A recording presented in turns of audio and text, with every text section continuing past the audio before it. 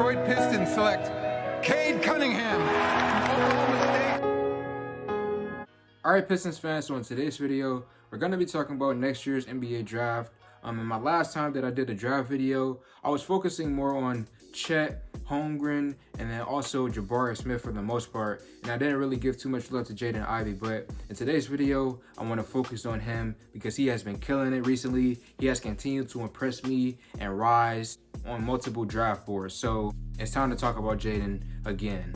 Now, before we get into that, please make sure you guys like this video. As always, today's like goal is 100 likes. And subscribe to the channel if you're new. And also subscribe to my backup channel, The Flash Show Polo. I'm trying to get to 1,000 subscribers over there. So let's talk about Ivey, man. Ivey, to put it simply, he is the truth, okay? I am pretty sold at this current point in time that he will be successful in the NBA. And it doesn't matter if he's on the Pistons. It doesn't matter if he goes to the team like the Magic or whatever team is out there. No matter where he lands, right now I am currently sold on Ivey. I believe he will be successful in the NBA. And then before we get more to him, let's compare him to recent guards taken in the NBA draft. We'll look at some point guards, we'll look at some shooting guards, and compare them to Ivey. We'll go back to 2018. And we're looking at the top 5 of each draft. So in 2018, we had Luka Doncic and Trae Young. 2019, Ja Morant, Darius Garland, and RJ Barrett.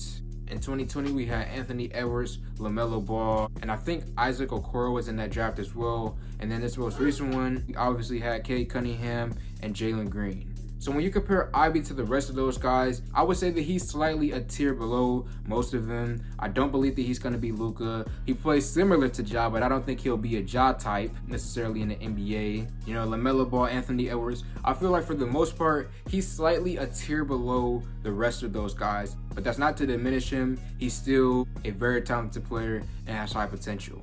And let's take a look at his current stats right now. Ivey, he's averaging 17 points, 5 rebounds, 3 assists, shooting 38% from the three-point line. And then in his last 10 games at Purdue, he has led his team to an 8-2 record, which is really good. And it's not like he's playing bad competition. He's actually going up against some really solid teams. He beat the currently ranked 11th Illinois team.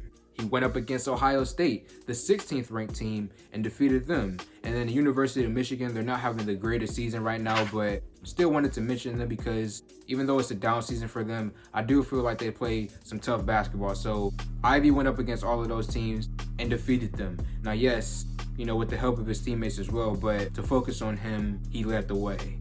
And then back to that Illinois game specifically, he just went off, man. He dropped 26, 6, and 4. Just a really good stat line. And then, talking about him as a player, I'm just continuously impressed by the way that he's able to push the ball in a fast break, whether that be him passing it to someone else and allowing them to control the break, or if it's him dribbling the ball up the court in transition, using his speed to his advantage to get past other players. In some ways, I get a little bit of shades of John Wall when it comes to him running in the fast break.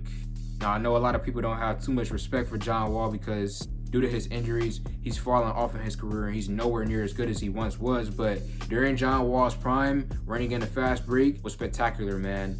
John Wall was the fastest player in the NBA at one point in time, in my personal opinion. So I definitely do get, a little bit of shades of John Wall in the fast break when I watch Jaden Ivey. And then also, just being aggressive and not fearing to drop to the paint despite taller, stronger defenders, rim protectors, and size. So I just love his aggressiveness. No matter if he misses a layup, misses a shot, he just continues to stay confident and attacks all the time. Now, he does have some things that he needs to work on. For example, he doesn't really use his left hand too often, which can be a problem, especially if we were to pick him up on this Pistons team. We already have Killian Hayes, who is still developing using his right hand. So to add someone on like Ivey will kind of be a stretch, but just wanted to mention that he does need to work on that. His free throw shooting, I think he's around 72 or 73% from the free throw line. So that's something I also believe that he needs to work on, because as a big man, I'm okay with you shooting around, 72, 73%. But as a point guard who constantly gets to the line, especially with him being so aggressive, drawing fouls constantly, he needs to knock down more free throws. So that is something that he can improve on. And then the turnovers as well.